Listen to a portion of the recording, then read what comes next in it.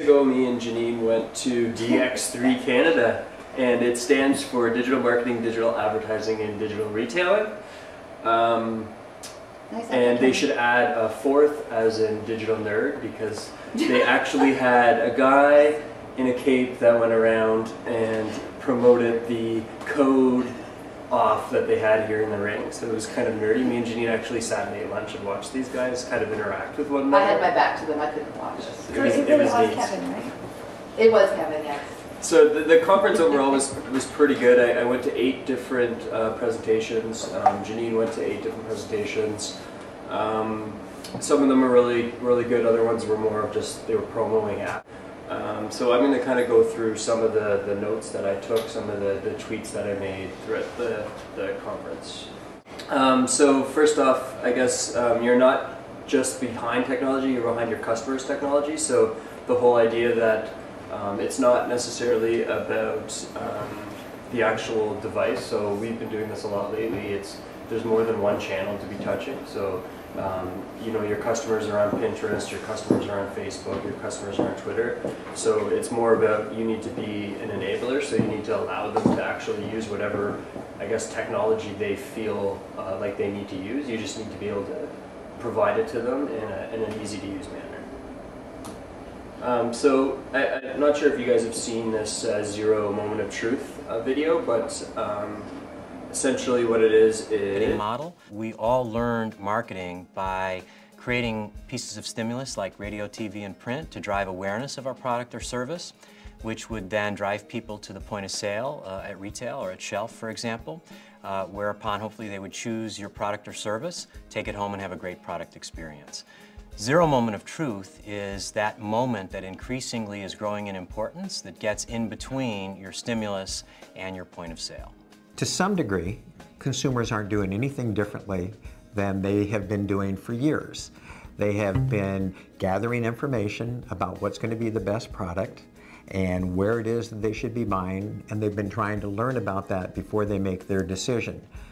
What has changed is where they gather that information, their ability to easily collect some of that information from a multitude of sources, and their ability to compare from one alternative place to buy versus another. Today, the #1 spot where shoppers begin their journey is search. 70% of all transactions, we're seeing some sort of pre-shopping take place, even if it's for items that cost $1 or less. Zero Moment of Truth isn't just a catalyst that starts shopping, but it starts learning.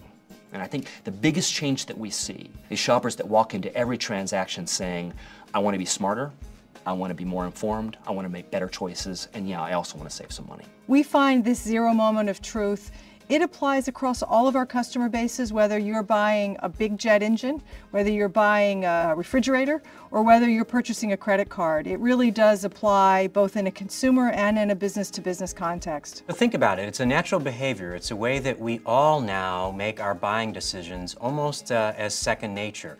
Typically what we would all do is we would try to get some more information between seeing the stimulus and showing up at the shelf. And it's those moments in collection that we call the zero moments.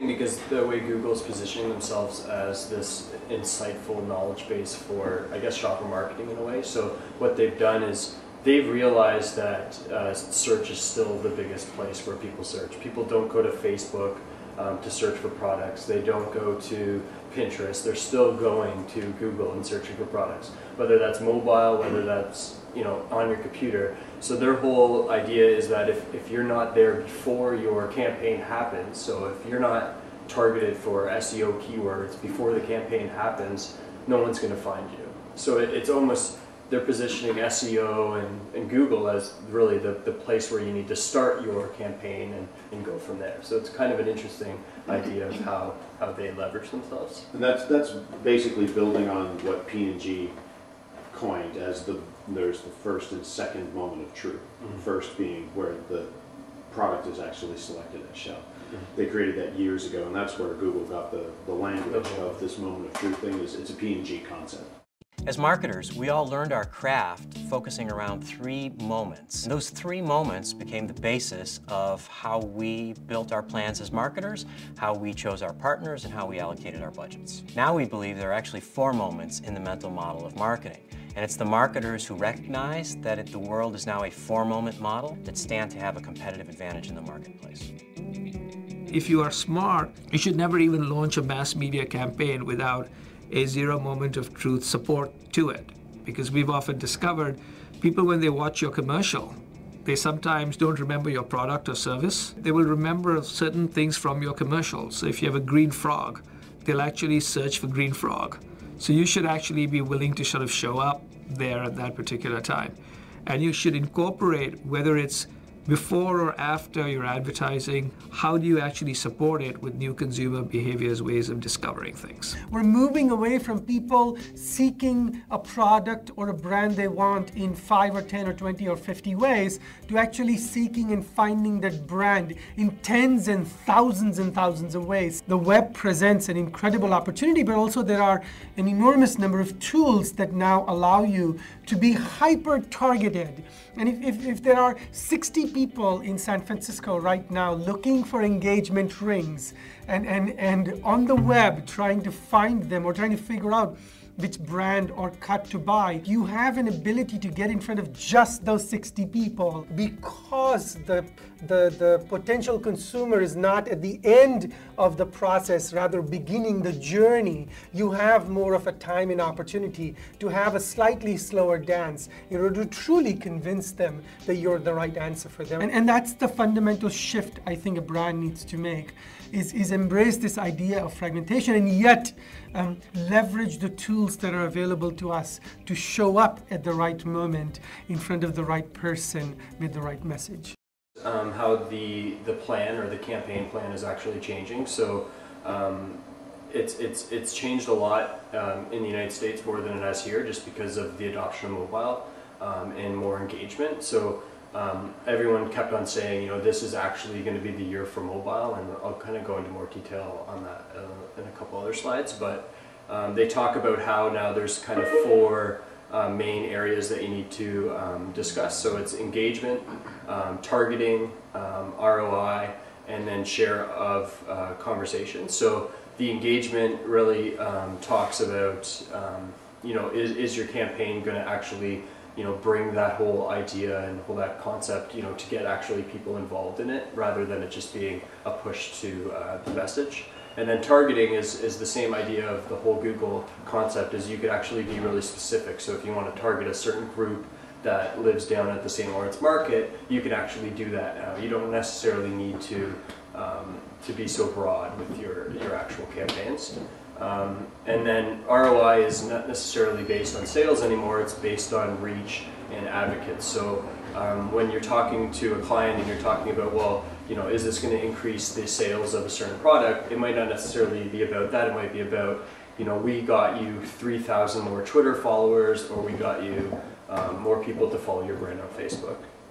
And then the interesting thing, which I actually thought, was this idea of 365 planning. So it's more about, you know, campaigns now don't necessarily live for 1 week or 2 weeks or 3 weeks. They actually live for a whole year. So when we're planning our actual strategies around this, we need to think about more, how do we involve, you know, every single day of the year? Because we know from what we do in terms of online is that when we do a website, it doesn't really necessarily end when the website goes live.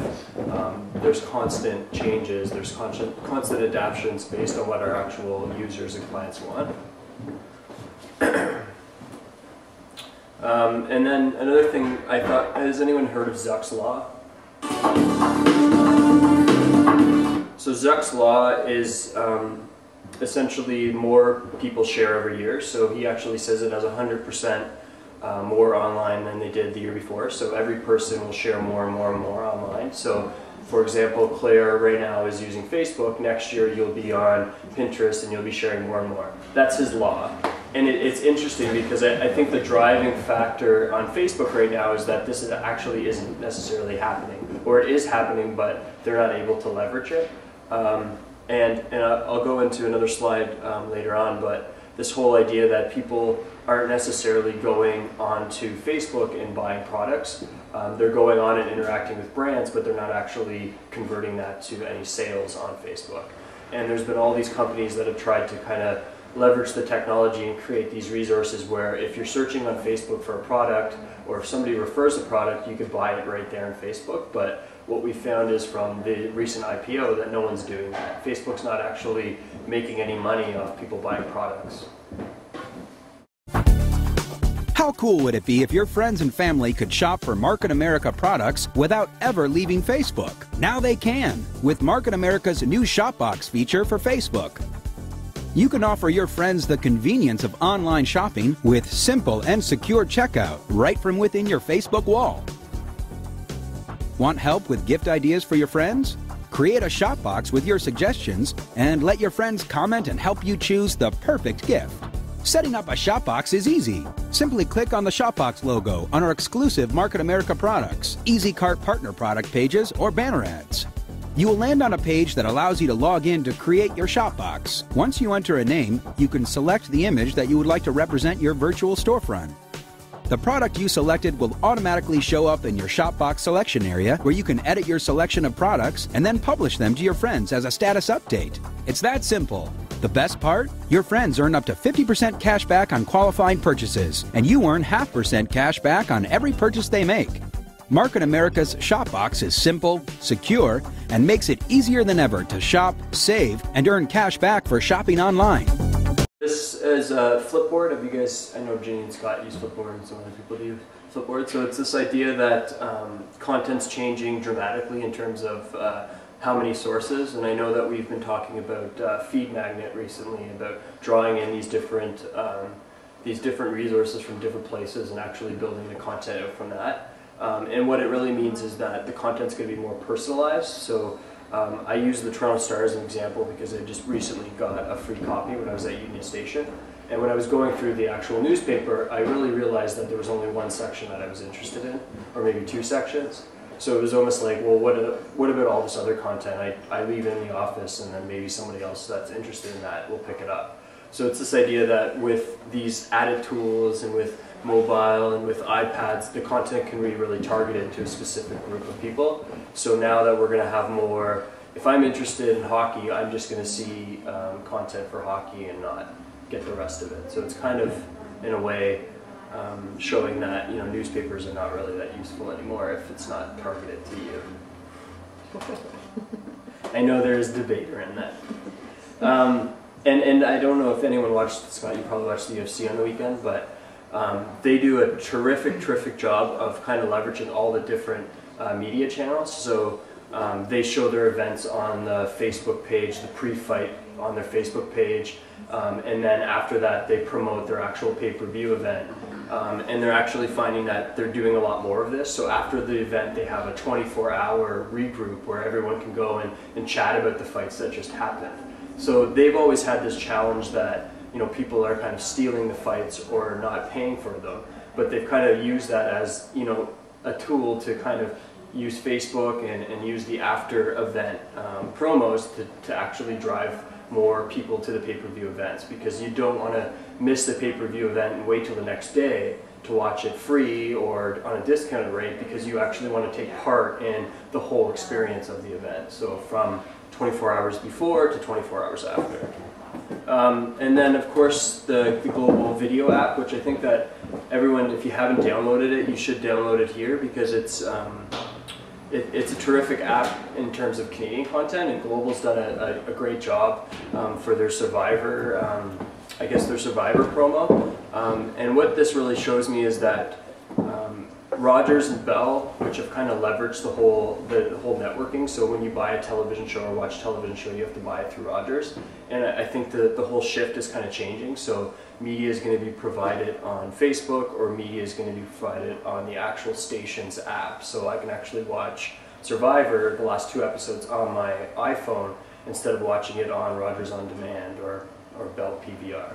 So it's kind of this interesting idea that it's kind of taking the power away from one, and they're actually leveraging it in a more, I guess, ideal fashion for their consumers.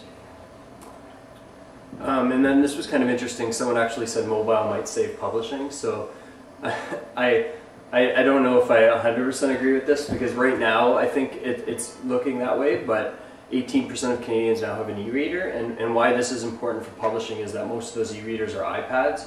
And if anyone has an iPad, the content's really, really controlled by Apple. So if you want to buy a newspaper, you have to actually have it through Apple. And if you try to download it for free through Apple, they'll actually know about it and shut it down. So what's really happening is people have learned, and the companies have learned from the mistakes that they made in the internet, and they're not making these massive open systems like computers were.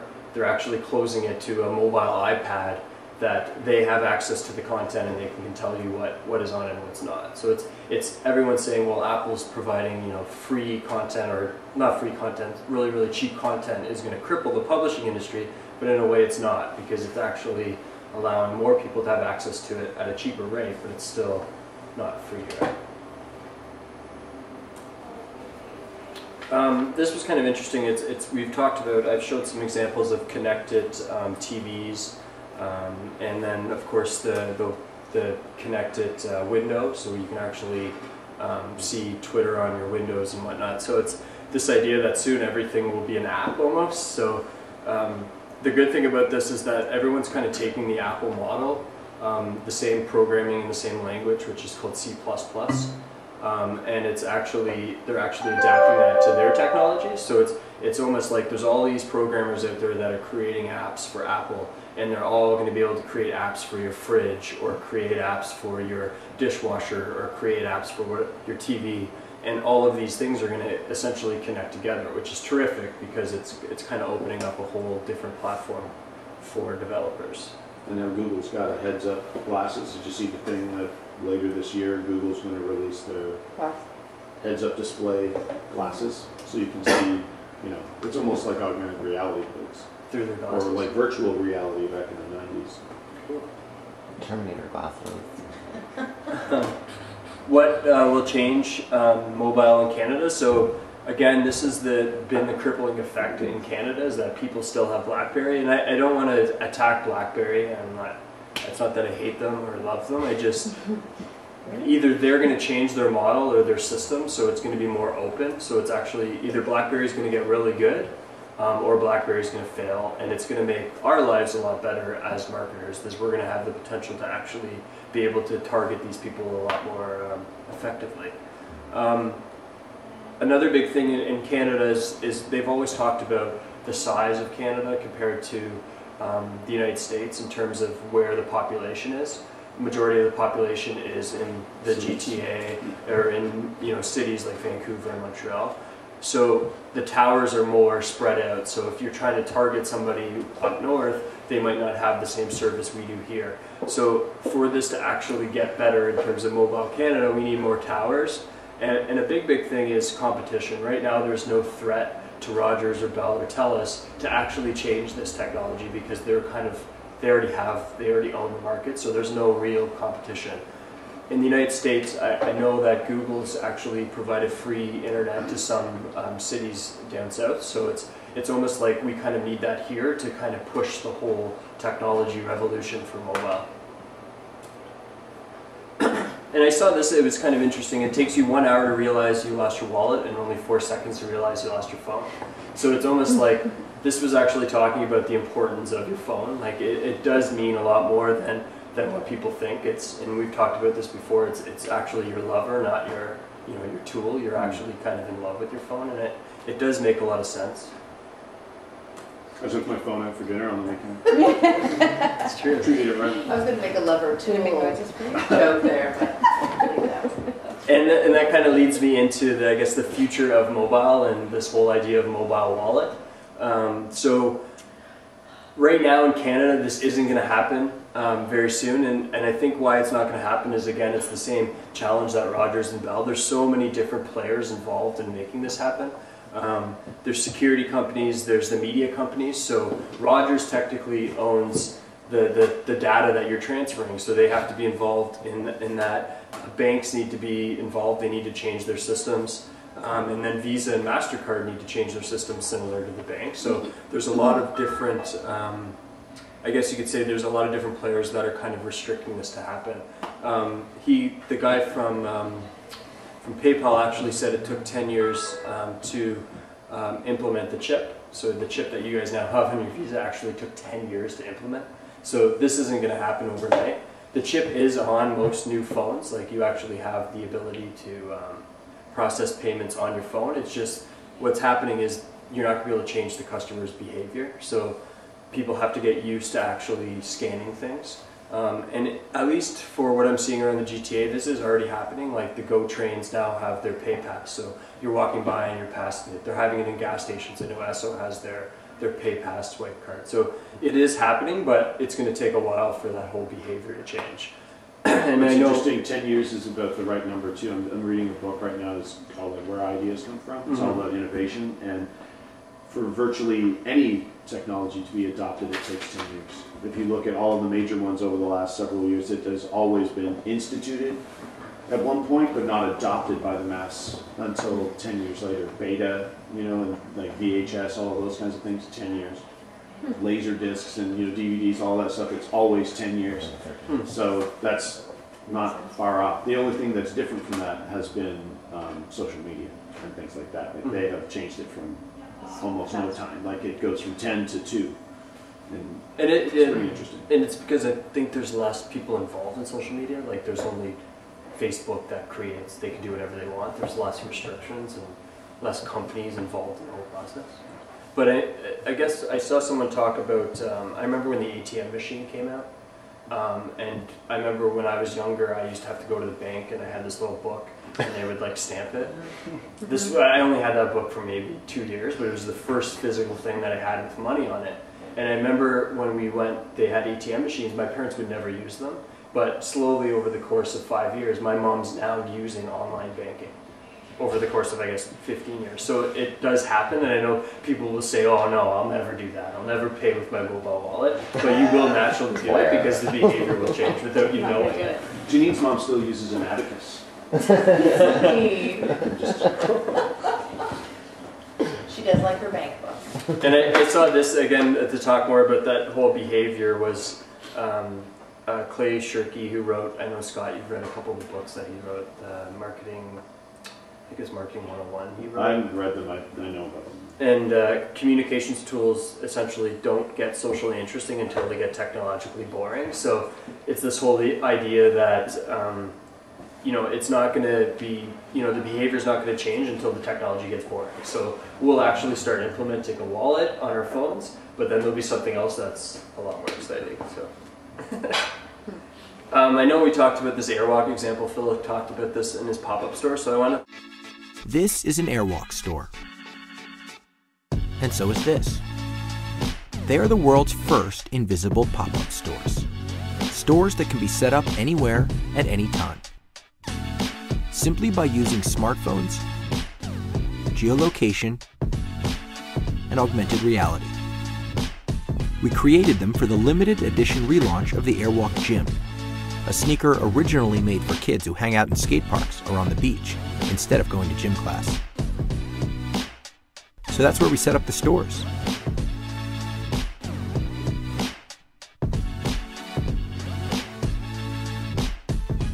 Because the marketing budget was small, we relied on bloggers to get the word out. And on November 6th, 2010, the stores went live for 1 day. To get the gym, people had to be in the right location, so they downloaded the Gold Run app, found the store, found the shoe, and bought it. It got a lot of buzz. Airwalk got $5 million worth of earned media, and their e-store had its busiest weekend ever. Tell me what augmented reality shopping is and why that's going to be a big deal this year.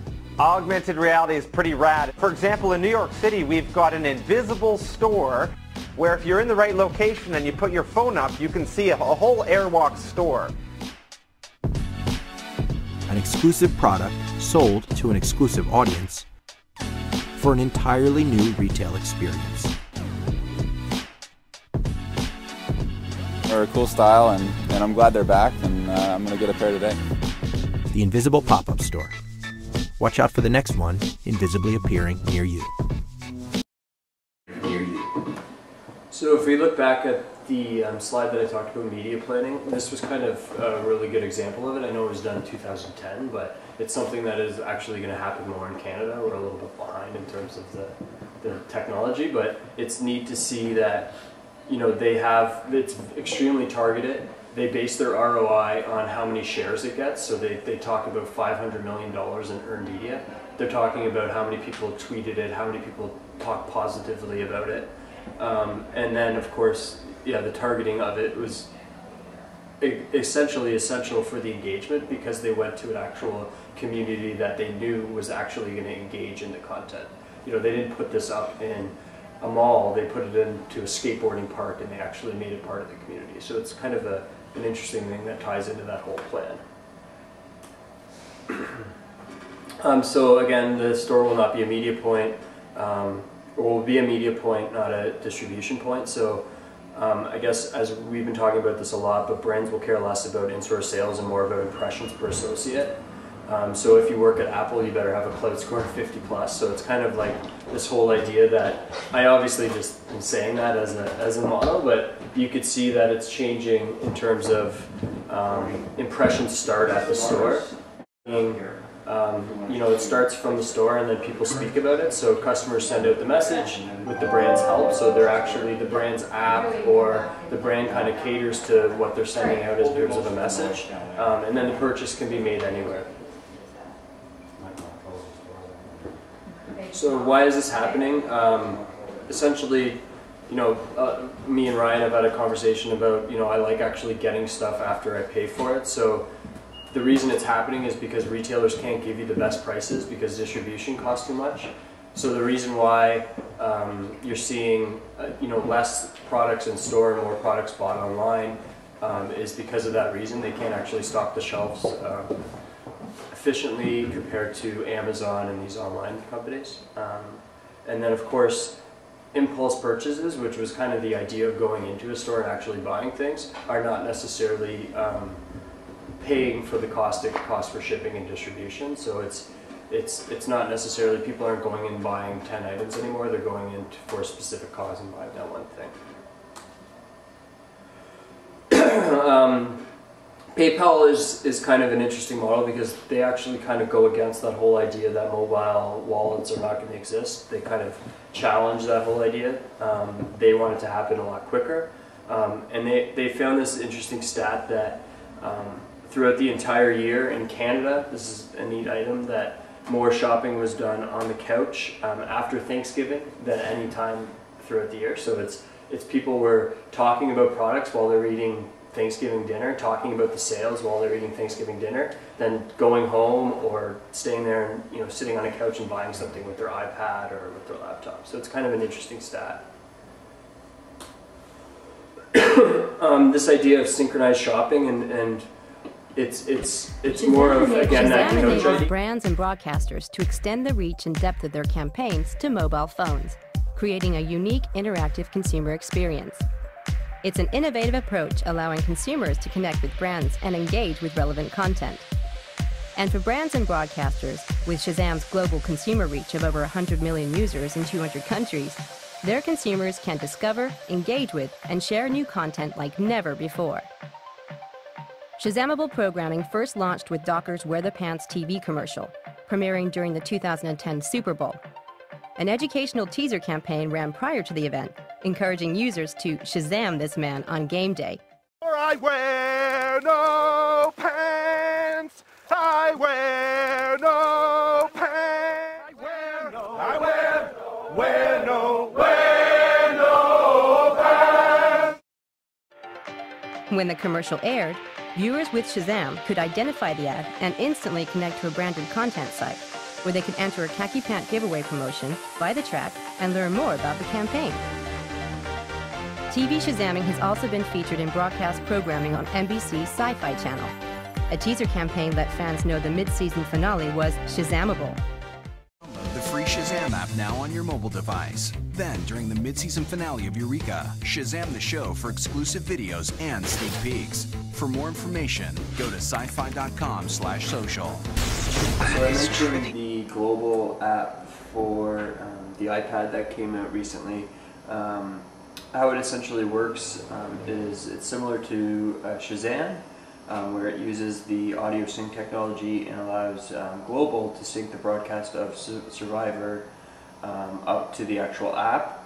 and then deliver relevant content precisely to each part of the weekly episode. So what it actually does is the app listens to your TV while you're watching Survivor, and then as the show's happening, it's actually feeding you trivia questions about the actual content. So for the use of Survivor, I think this app works extremely well.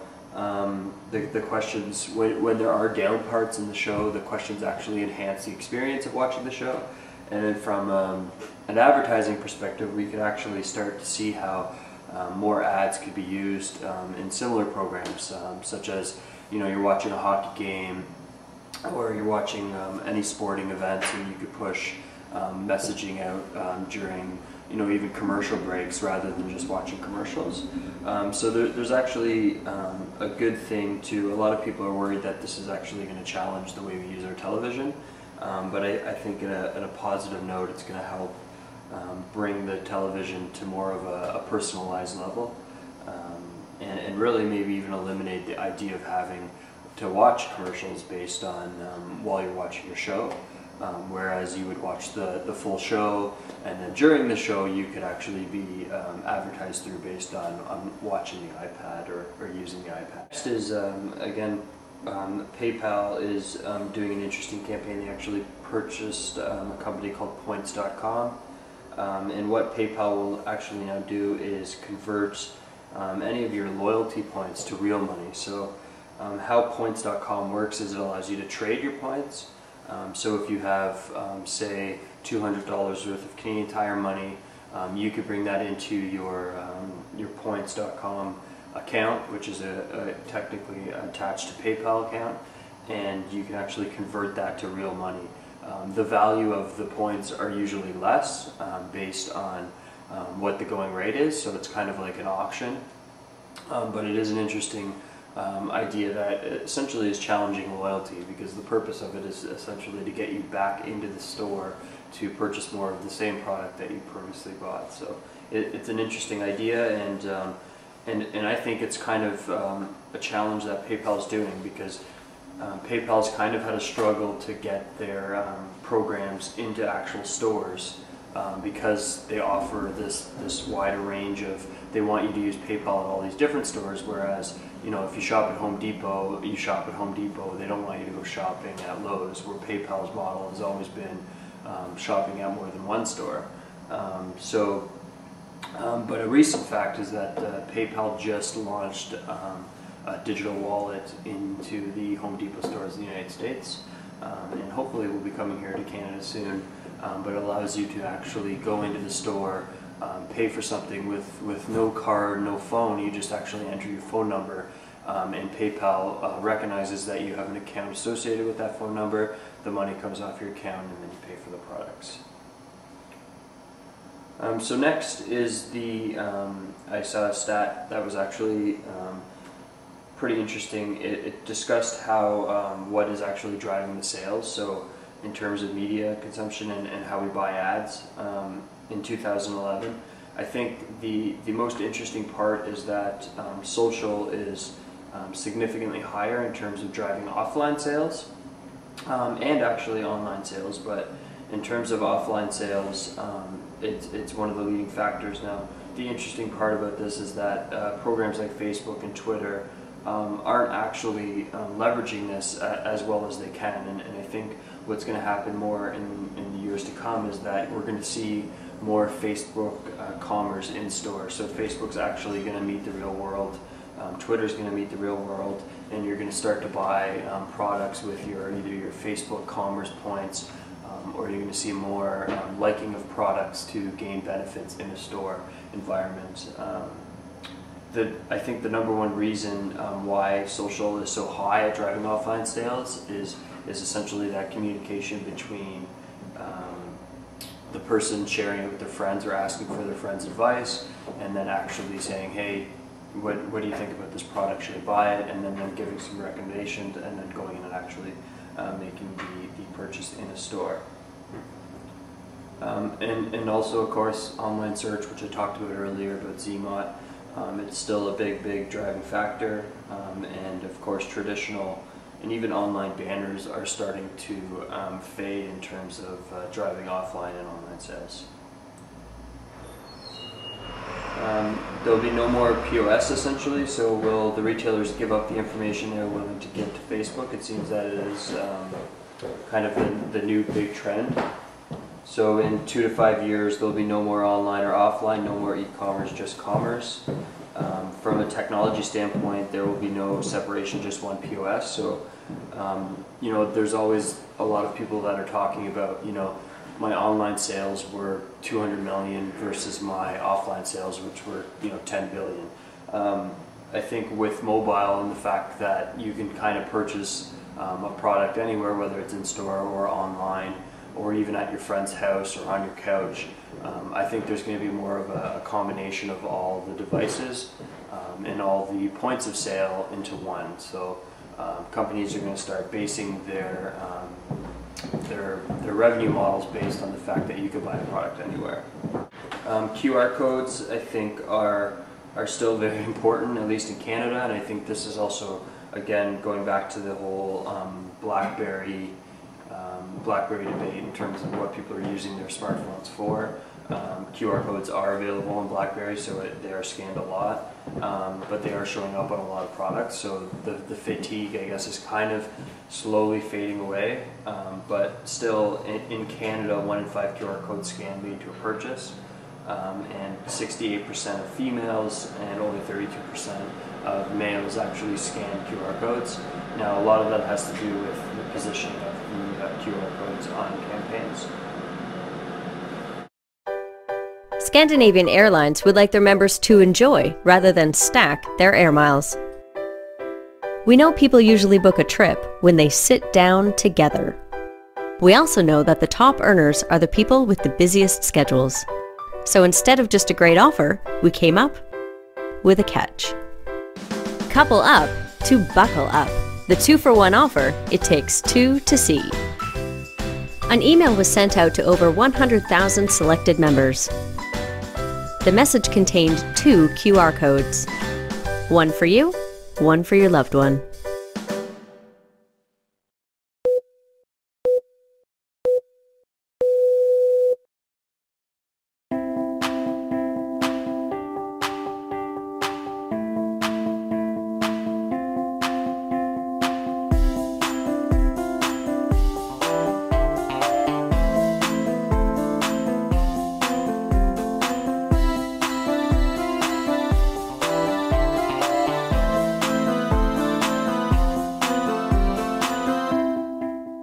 Only by combining both YouTube clips did the offer make sense, and you needed the combined code when booking your trip.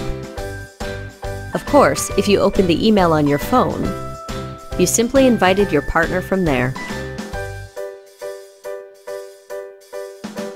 The offer could also be found in print, banners, and on Facebook. During the campaign week, we sold out every ticket available. But more importantly, we managed to get busy couples to sit down for a while and plan for a weekend away together. I think this video is important as it really does show kind of a great way to use QR codes in a cost-efficient manner. QR codes are really, really cheap to generate in terms of what you're actually tracking in terms of stats. So this is a good example of how you can use QR codes to kind of build a more creative campaign. Some more interesting QR codes. I found some design. What does this all mean? And I love this ad. Canada will no longer be the Luigi. So if you remember this guy, you were probably the younger sibling. So instead of having the Luigi character, we can always put the BlackBerry there now. I think I just recently saw another stat. I know my slide says 51%, but there is actually a new number that just came out recently that said that the BlackBerry's smartphone users is down to 33%. So it's actually happening a lot quicker than we have expected. But what it does allow for is, with users leaving BlackBerry, allow for a more social and digital community, especially in store, and this will lead to more engaging, targeted, and social advertising opportunities. The media landscape will change this year dramatically. The great part about Canada in terms of how we view media through television or even through an iPhone or an app, unlike our counterparts, the outlets in Canada allow us to share content via their apps. And the great part about this is there will be less control by Rogers and Bell in terms of what we consume and how we consume it. Yes, essentially we're still going to have to obviously pay for internet to run these devices, but we'll actually be able to customize the content. You know, we're not going to have to scroll through 3,000 stations on our boxes to actually watch the shows we want. We'll more follow an app, consume the content on our devices that's more relative to us. So that's the end of the presentation. For more information,